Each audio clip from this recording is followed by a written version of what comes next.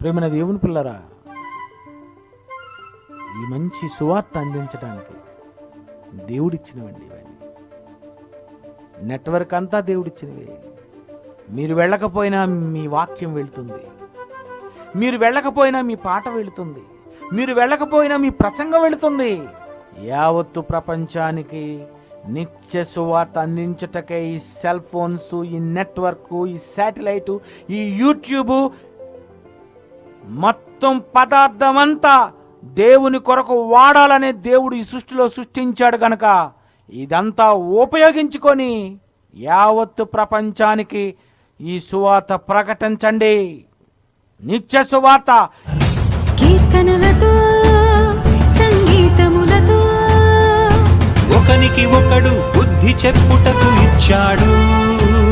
తన మాటలతో, స్వరకల్పనలతో ఒకనికి ఒకడు హెచ్చరించుటకు ఇచ్చాడు.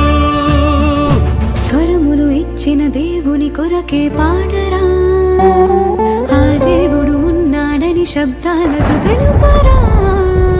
సినిమాల కొరకు ఇది కాదు, పిచ్చి స్టెప్పులకు కాదు. సృష్టికర్తకే వాడు సమకూర్చి స్వరములతో పాడు.